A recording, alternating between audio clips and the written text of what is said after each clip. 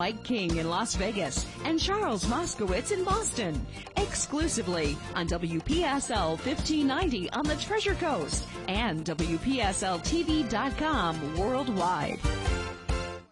Florida residents know what it means to pull together under difficult conditions. Hi, I'm Max Mayfield. You're used to hearing from me during hurricanes, but now I'm here to talk about another threat that's also very important. South Florida's unprecedented water shortage. Please limit your water use. Water your lawn only once a week on the day allowed. Our water supply depends on it. To learn more, visit the South Florida Water Management District at sfwmd.gov/conserve or call the hotline at 1-800-662-8876. This is WPSL Port St. Lucie, the talk of the Treasure Coast.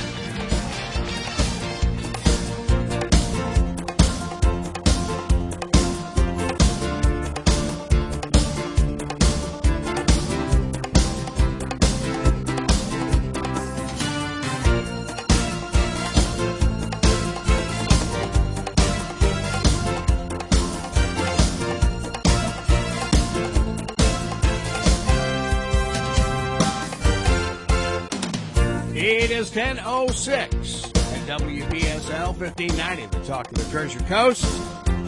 WPSL.com, worldwide on the internet. Happy New Year, everybody, from Mike King in Las Vegas and Charles Moskowitz in frigid Boston. Good morning, guys. Good morning. You know, Greg, I went out yesterday to walk the dog in a hoodie because after 5 below, and then we didn't have anything over 20 degrees from Christmas through yesterday afternoon. So when I went out to take the dog out yesterday, it was balmy. So it's amazing what you can get used to. Here we have 60 degrees every day or more. It's got that cold up there. Yeah, wow. Hey, good morning, gentlemen. Andy joining. Hey, Andy. Good morning. From REPR is the symbol. RMS Medical Products. So you're going to be on the first 20 minutes, huh, Andy? Yes. Okay.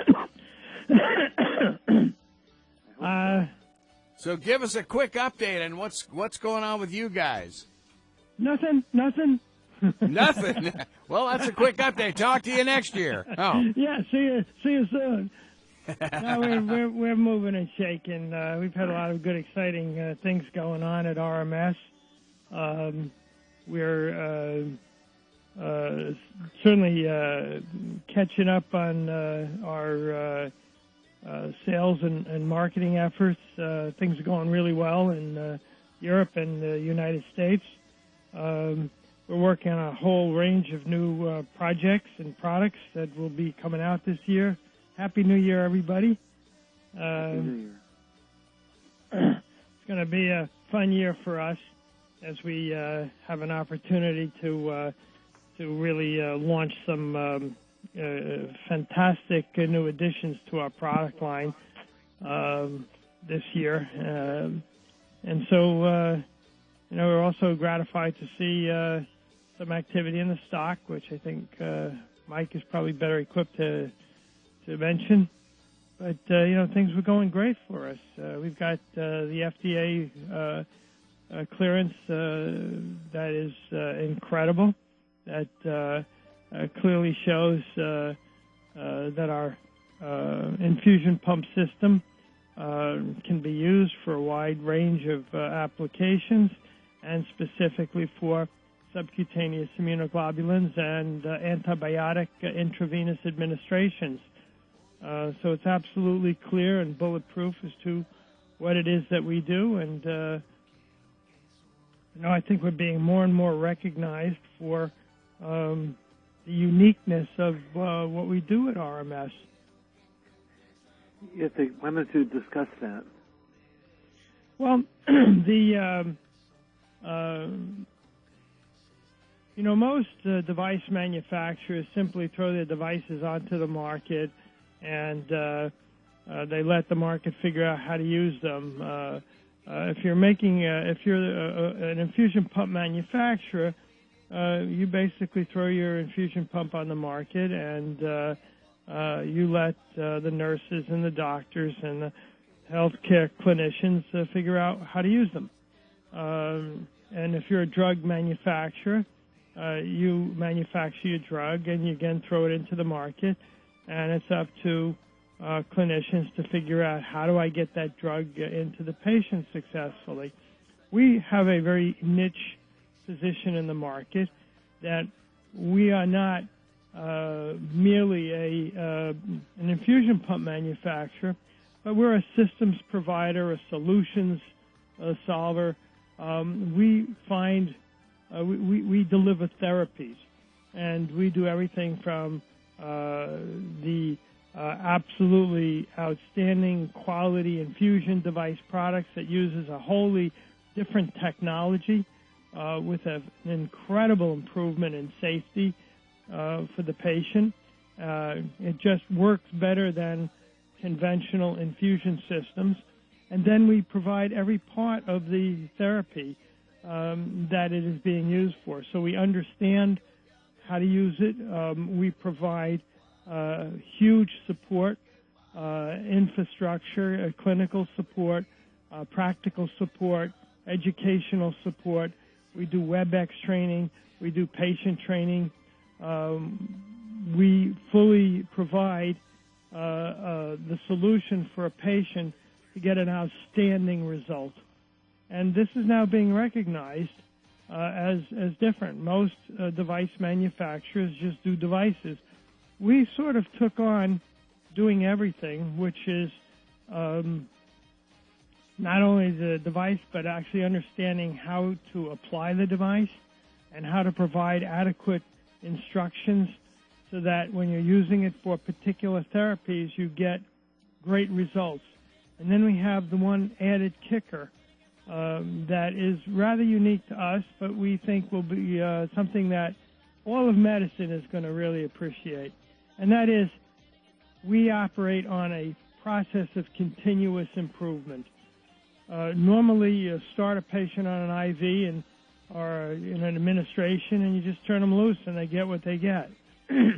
We actually work with patients and clinicians so that on an ongoing basis, using feedback on results, we modify the parameters to optimize the infusion so that the patient gets better and better results. That's a better quality of life, less site reactions, less adverse reactions, and a better outcome. And what we believe is that a successful patient is the lowest cost patient.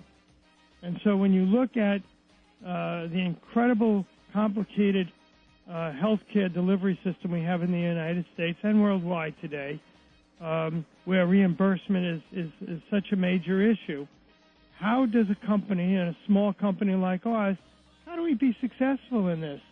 And the way that we have chosen to be successful is to do absolutely an outstanding job for the patient to get great results and improve those results, which means that the patient is successful, which means the patient is not sick, and which we believe means that's the lowest cost, because as soon as your patient is sick and they're back into the hospital or they're back in the emergency room or they have to show up at their doctor's office, that's another expense. So in actuality, the best system and the best process is the systems approach that we use to provide everything to get a great, outstanding result for the patient. The patient is healthy, and that turns out to be the most practical method and the lowest cost method, least impact to society and the cost for reimbursement when you have a really healthy patient, a great result with our system. And so that's a very unique position in the market, and we're now being recognized for that hard work. We do a huge amount of scientific work. We're involved in currently 17 trials worldwide, including places like Russia, obviously the United States and Canada, Denmark, Sweden, France, Germany. We're working with a lot of new pharmaceutical companies that are looking to us to help figure out how to deliver their medications into the patients. So we're working in a lot of new areas, which is great. We have a better opportunity to serve patients, do a great job for patients, and expand our markets. So that was a quick thumbnail. If I did it in 5 minutes, how did I do? Yeah, you did great. Yep. We also have another option for you, Andy. You could always hire Vito in the receivables department, and that could handle reimbursements quickly. No, I'm just kidding. Does he do kneecap rearrangement? That's right. Revolutionary new knee surgery. Oh, my goodness. Oh, my goodness. Yeah, Charles. That's great, and the stock has clearly, reflected some of the positive actions that the company has been taking and that the market is currently realizing and appreciating. So, that's just great, Andy. Thank you. Yeah, that sounds great. Charles, is your guest on yet? Yes. I believe that he is. Aha. Yes, I'm here. I want to introduce. Okay, Andy. Right. Andy. Thank you so much for being with us and giving us a quick thumbnail. And we'll have you back in a few weeks and let us know just what else is going on at RMS Medical. Okay. Thanks. Sounds great. Enjoy. Have a great day, everybody. All right. Thank you very much. And Jim is the CTO of what I think is a very exciting company. It's called MAG1, which is short for magnesium, and he has some great background from the scientific side, and like there are many different, in the drug industry, like there are many different, recipes for what you want to do. There are also a lot of recipes that Jim sees and deals with at MAG1 for batteries. So lithium and magnesium and cobalt. And cobalt, and I will let Jim take over and tell everybody what MAG1 is all about. That's great, Jim. I'm glad you are describing magnesium. That's one of the things that I had in my concoction that blew out a window in my chem lab. That was my last chem lab day at St. Bernard's in L.A. Not fun. Not fun. So, Jim, tell us about your company. I've been reading a lot about it. And, obviously we've been hearing so much about lithium, but this could do a lot to kind of shove lithium off to the side, huh? Well, I'm glad you brought that up because I was going to bring that up later. Actually, I think there are tremendous synergies, believe it or not, between lithium and magnesium for battery manufacturing. Now, that's something I'm not going to dwell on at any great length this morning because there isn't time, but I do have I think it's a knock your socks off technology for lithium as well as magnesium. So cool. I'm in the process, as I told Charles yesterday, of trying to get the two combined in a way that will make everybody happy. But that's an ongoing process right now, so I won't say much more about it. But there's amazing synergies between lithium in production and magnesium production, and you wouldn't think that such a thing was even possible, but it is. Wow. But okay. I think it is a wow thing. But more on that hopefully at some later time. I told Charles that I probably should say a few words about me, not much, because your listeners want to hear about the investment, about MAG1, the potential investment in MAG1. That's fine. But I do want to establish my credibility for speaking to the technologies that MAG1 has. And so I'll just run down quickly what I've done in my career. I've got a Bachelor of Science degree in mining engineering from the University of Wisconsin-Madison. I got a PhD in geology from Stanford University. I spent 9 wonderful years at the Pennsylvania State University as a postdoctoral fellow, and for a short time, a assistant professor of geochemistry. And then, most importantly, gentlemen, I spent almost 24 years at the Oak Ridge National Laboratory in eastern Tennessee, where I spent a lot of time inventing things, building big pieces of equipment that were very much like pilot plants, frankly. And then the last 10 years, I've been out in the private sector, and over the last 18 years or so, I've been working on magnesium technologies of various kinds, not only producing the metal, but also the compounds. So I think I bring a lot of credibility to things that I'm going to speak to this morning. Yeah, I think Oak Ridge, isn't that one of the most famous facilities of its kind in the world? Well, it is, and it was my pleasure and privilege to have worked there for almost 24 years, as I said. Wow, yeah. And again, I was in the in basic research and applied research. Again, we worked on inventing big pieces of equipment that had to work, or you didn't keep your job there. You had to be successful, and so it was a great privilege for me to be there. But it was great, frankly, gentlemen, it was great training for inventing the magnesium technologies that I have invented and have partially now commercially deployed. So we're getting started on that at the pilot scale. But and then being out in the private sector for 10 years, you can see I've got experience not only in academia, but the U.S. National Laboratory System, 10 years in the private sector. So that gives me a broad swath of experience that has helped me enormously in commercializing my technologies. Boy, that sounds amazing. I noticed that you have a pilot operation going in Quebec. Where is it in that province? Correct. Yes, it's in the southern part. It's just about 80 miles or so approximately to the east of Montreal. Okay. And we've got one pilot plant it's a pilot plant that is going to be expanded hopefully very soon. And it's designed to produce magnesium compounds, and then there's another one that will be built to produce magnesium metals. So yes, there has been a great deal of progress going forward on making both magnesium compounds and magnesium metal from the mine tailings there in southern Quebec.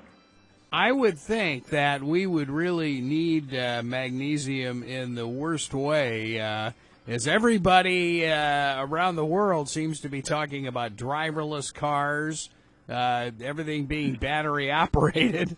I mean, I would think that this is a great time for you. And how about cobalt? Well, it is, and yes, that's one thing I don't have any technology in is cobalt, but.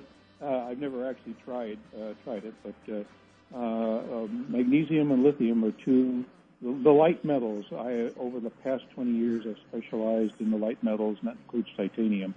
So I have technologies in all those areas.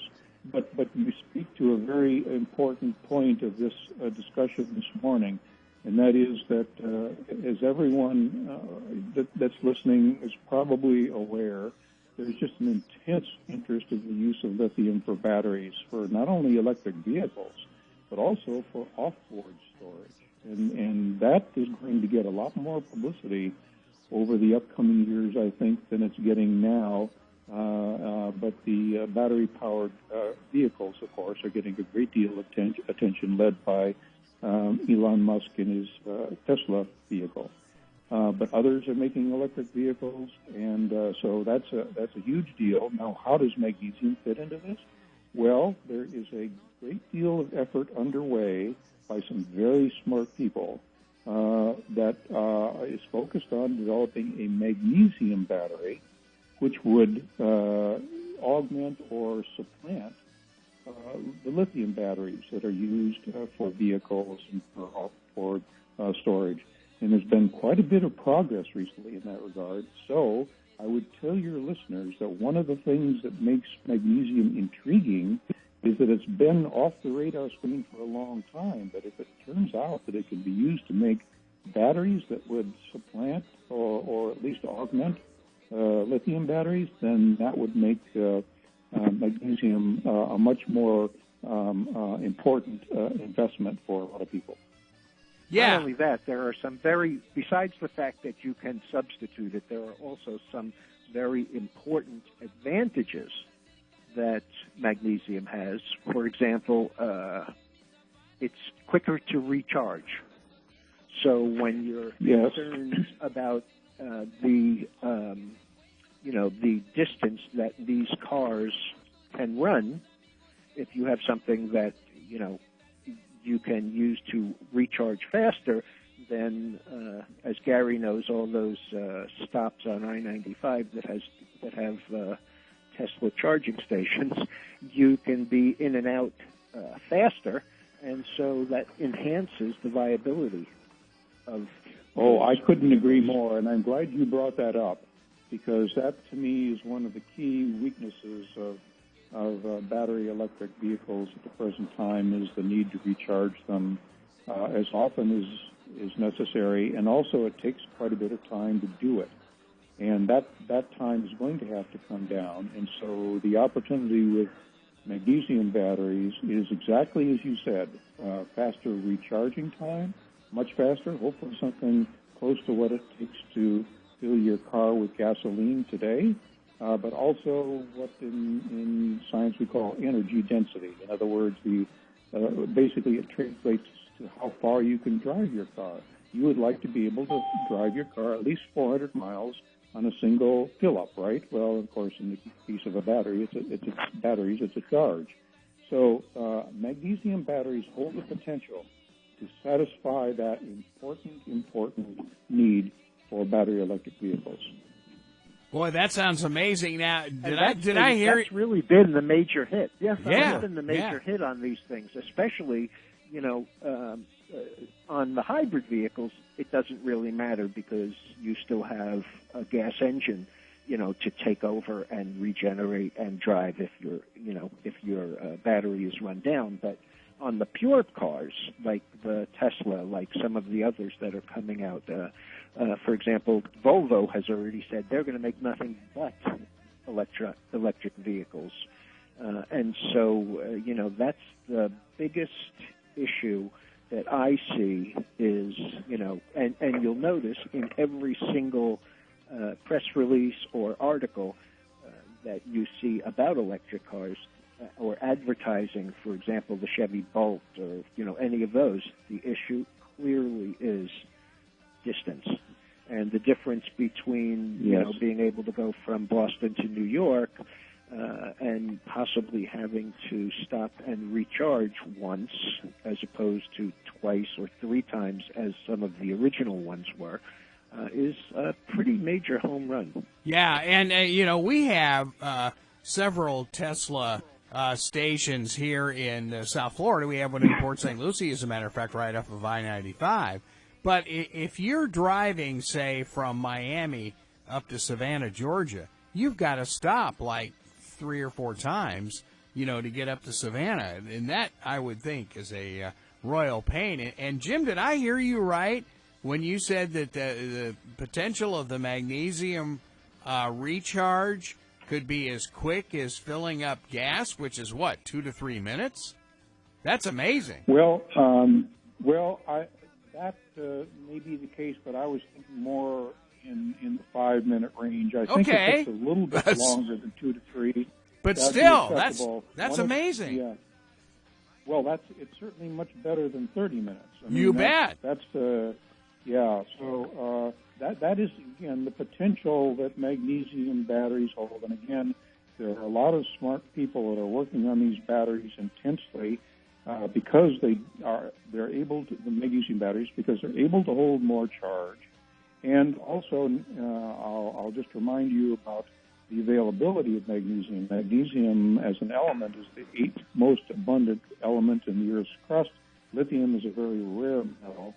And so there's no problem with the availability of magnesium for making magnesium batteries, whereas there's a significant problem in lithium availabiliation for making lithium batteries. So it really, the ability to use magnesium batteries instead of lithium batteries, there are just a whole host of very, very important advantages.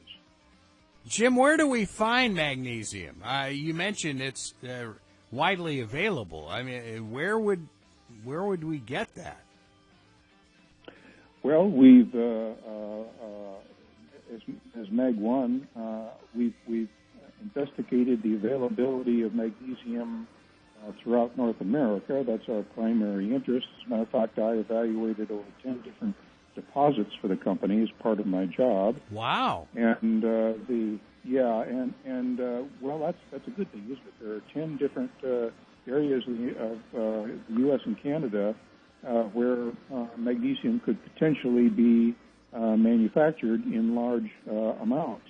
But what we focused on eventually are the mine tailings in southern Quebec, just because we can get them for an amazingly low price of $1 a ton.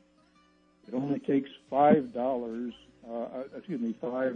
tons, therefore $5 of those rock materials to make 1 ton of magnesium. So it was by far the best business proposition for Mag One in terms of the cost of the ore that would have to be processed to make the magnesium. So we eventually settled on those mine tailings as being the best opportunity for Mag One production of magnesium. But you can do it elsewhere, including in places in the United States. So I'll just close with one point, and that is that the technologies I've developed for magnesium production, they're globally applicable, okay? People who investigate Mag One will see that we're focused on the mine tailings, but boy, we can produce magnesium in the United States and elsewhere across the world. So these are globally applicable technologies that I've brought to Mag One. I know you have touched on the obvious battery possibilities, but magnesium seems to be very versatile in just kind of looking at your paperwork on Mag One. I mean, there's a lot of uses for magnesium. Yeah, well, there sure are. Even the construction business uses it. Well, yes, and one of the areas that one is focused on as well as part of its business model is magnesia. Actually, it's magnesium oxide wallboard, and that's used in construction. But let me allude to one other thing here that's very interesting and relevant to the discussion we just had a moment ago about batteries. In addition to the possible use of magnesium for making magnesium batteries, it's also a very strong candidate for replacing steel and aluminum in vehicles for lightweighting. Okay, so that's not a battery application. It's a way of making the vehicle lighter, therefore giving you a greater transportation distance per fill up or per charge up, if you will, in the case of a battery. So magnesium has got, as you just mentioned, a whole host of applications, but that's another one that relates to transportation that I hope your listeners will take note of. Okay, well, you just mentioned possibilities using mag in cars. Let's take that a step further. How about airplanes? Yes, and as Charles and I discussed several times already, it was just recently, I believe, if memory serves, the Japanese developed a magnesium alloy that passed regulatory muster to be used for airline seats. Well, that's a big deal because, again, the lighter the aircraft, the less fuel it consumes in flying, of course. And so that's another important application, a lightweighting application, but in this case that's airplanes instead of cars on the ground. But the advantage is very similar. And then, of course, there are all the traditional uses of magnesium that are a bit more mundane and we don't need to dwell on in this conversation, but it's used in the steel industry, and it's used to alloy with aluminum and all those sorts of things. So magnesium is a very versatile metal, very light and also very strong. Well, and you're getting a bunch of good reports back. I happened to read something where Ford, you talk about the aluminum alloy car that Ford is building now, that they've gotten a lot of good reports back on the F-150, the aluminum truck. Well, absolutely, and just imagine that over time there would be more and more magnesium used in the truck instead of aluminum, because magnesium is very much lighter than aluminum is. So that represents an opportunity in the future for magnesium that goes along with it, the possible development of magnesium batteries. Wow. This is incredible. And now I'm starting to think about, the trucking industry and stuff like that, and you think if all of these could become just a little bit lighter and more fuel efficient, boy, that really helps in every sense of the word in the economy. Well, absolutely, and I would add to that the military. Remember, the military consumes an awful lot of hydrocarbon fuel in propelling its weapons vehicles, tanks, and so on. And lightweighting those vehicles helps our military. Sure. So there's a great deal of interest in magnesium from the Defense Department. Okay, as a metal that would be used to a much greater extent in warfare vehicles. Wow, Charles. Yeah, when you're talking about a metal alloy that can be as good as steel for building, and when I say building, I mean everything building automobiles, building ships, building, really anything. Right. I mean that, the lightness and strength. I'm sure that there's some sort of scientifically called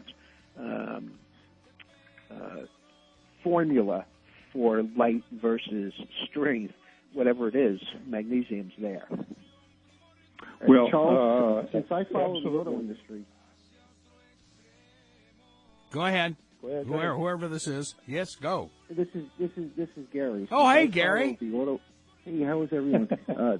Magnesium is being used more and more in the auto industry because it's not only lighter than aluminum, it's stronger. It doesn't corrode. And as far as batteries goes, I'd recommend any one of your listeners just to Google search, like I just did, magnesium batteries, and they're going to see some pretty amazing things that have happened only in the last 4 and 5 months.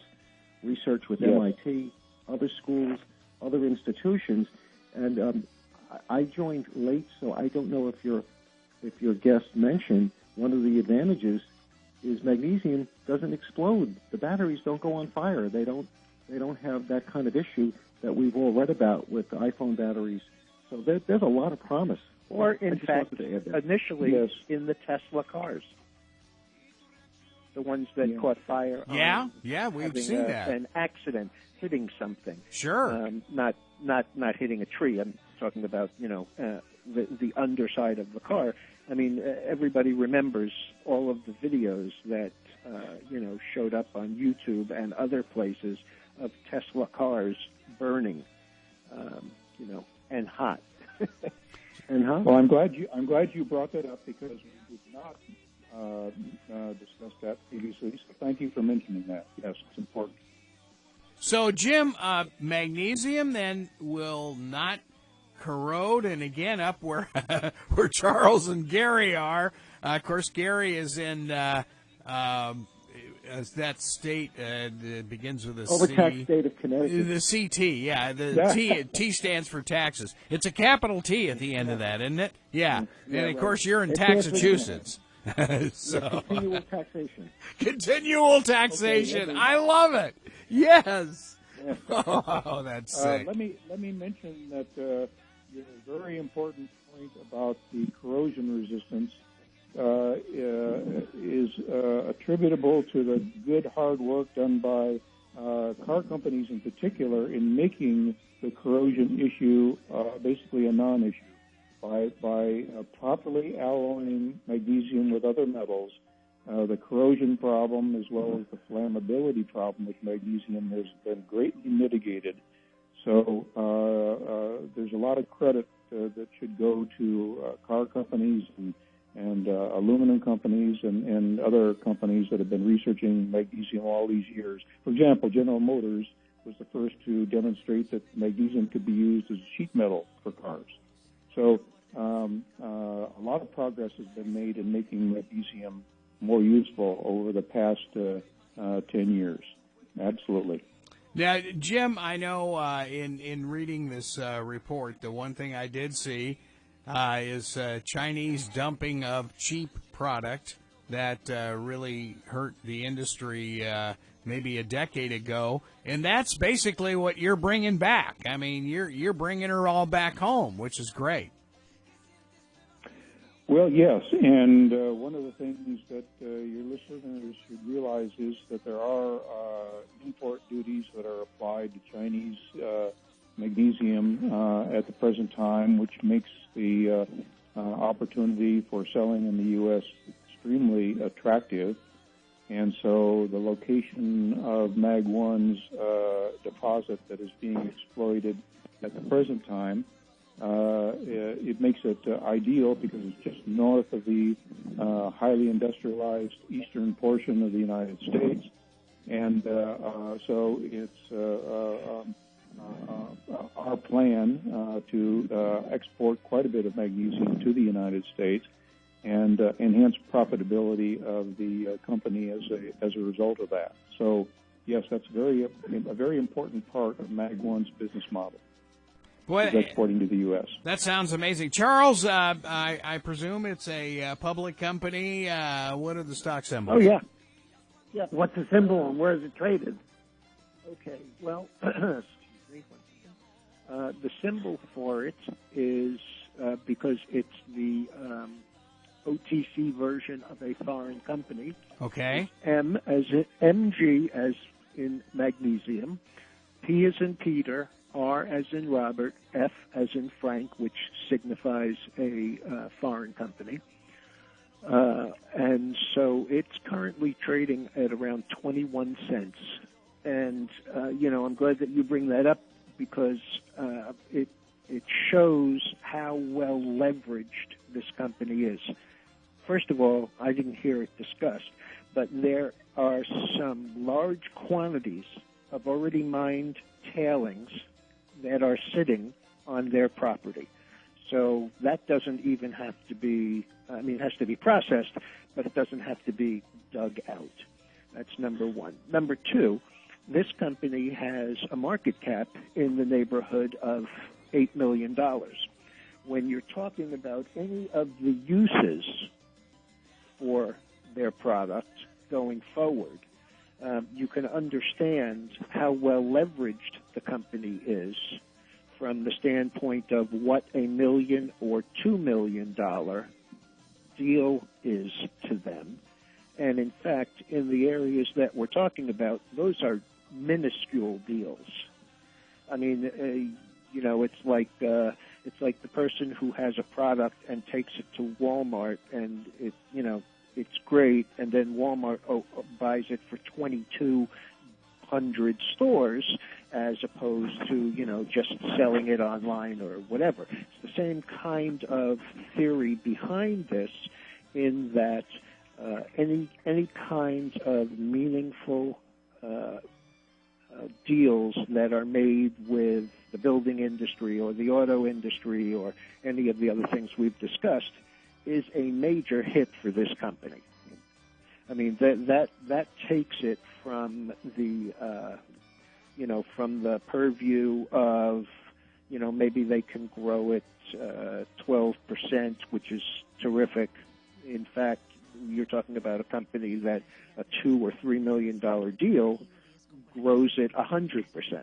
And so the returns on it can be really pretty extreme. And just so all of the listeners can hear, I have that report that Greg was discussing.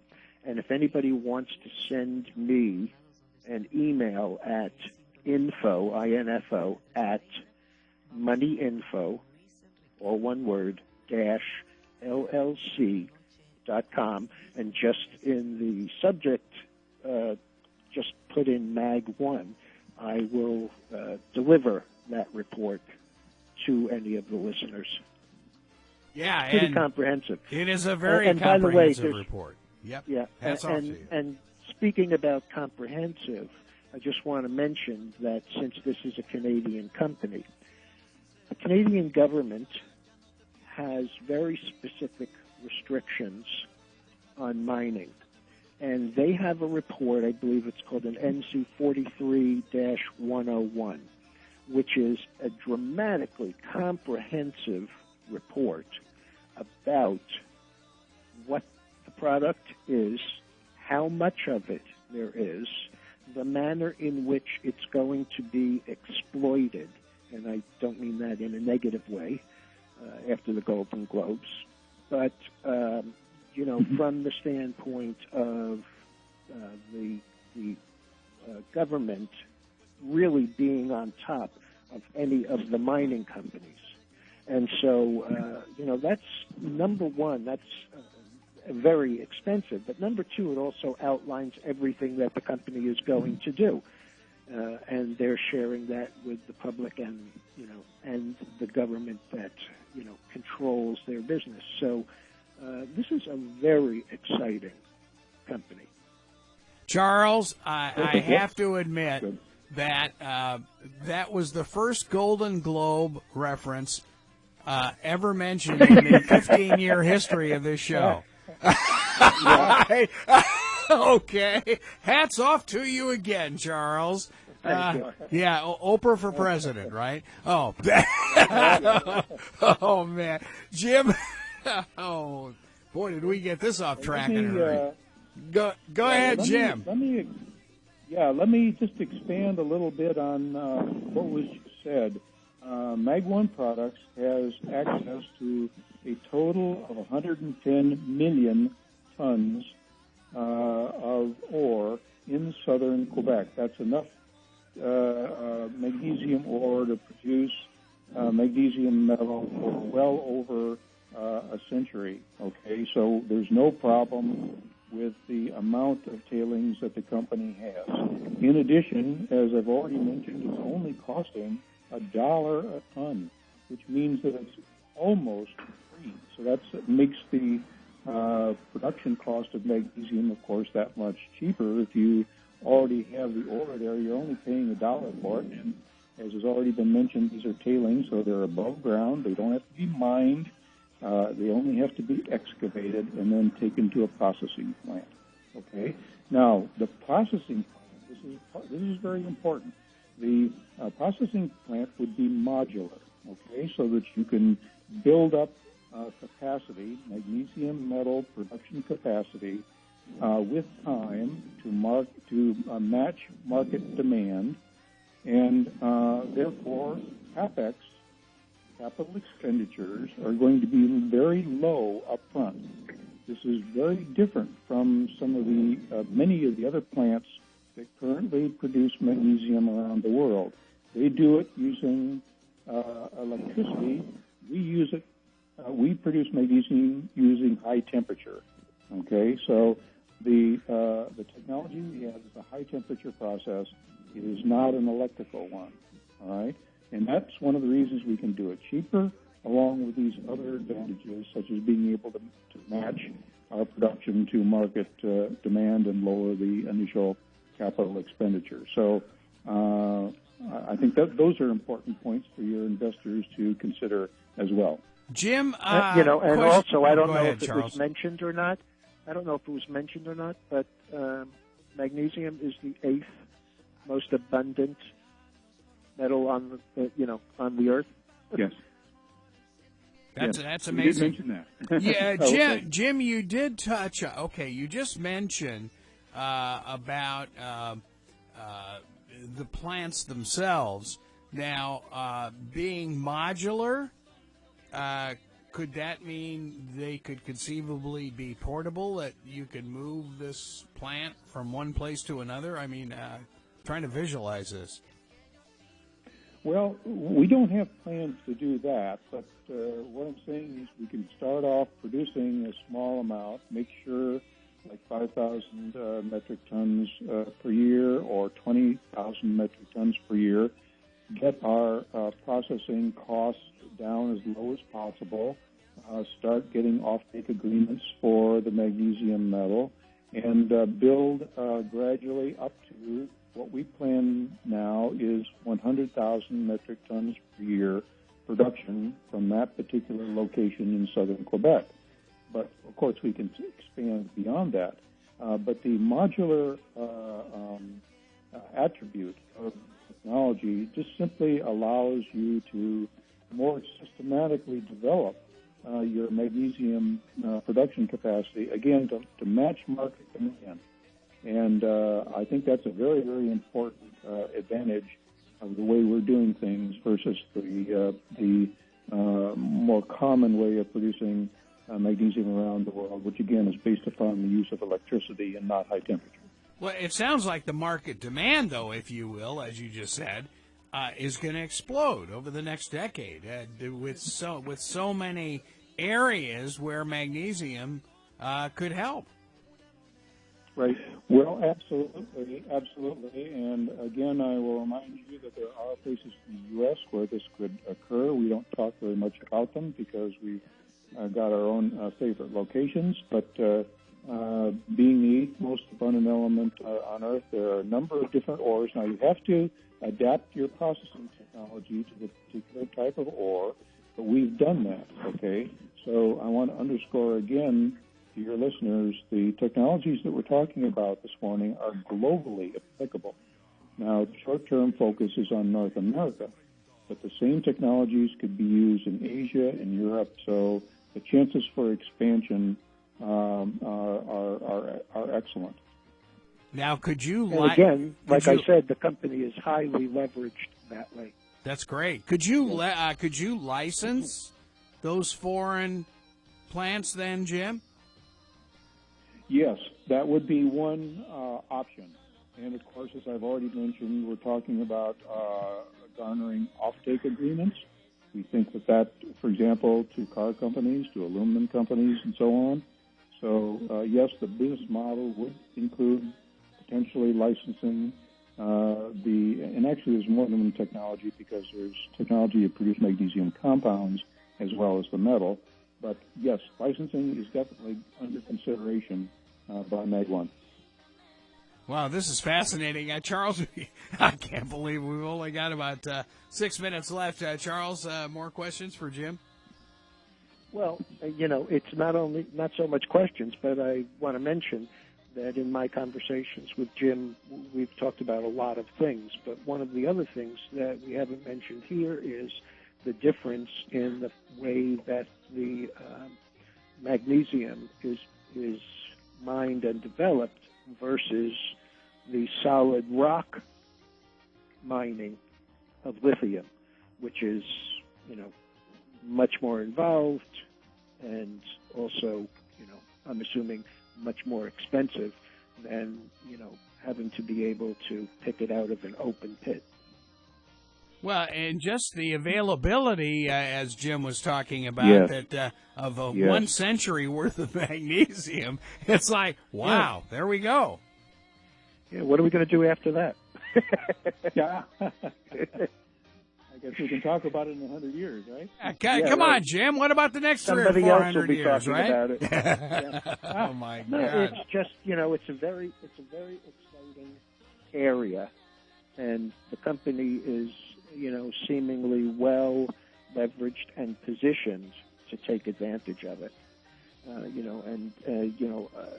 A lot of times you see, like when we talk to Tim Connolly about the oil business, the costs are incredible.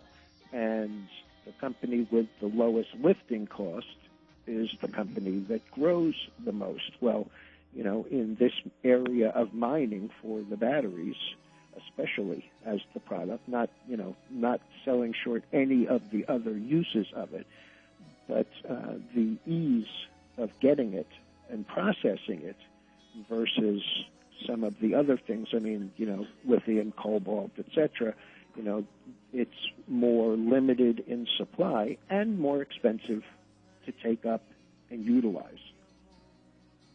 Wow. Yes, absolutely.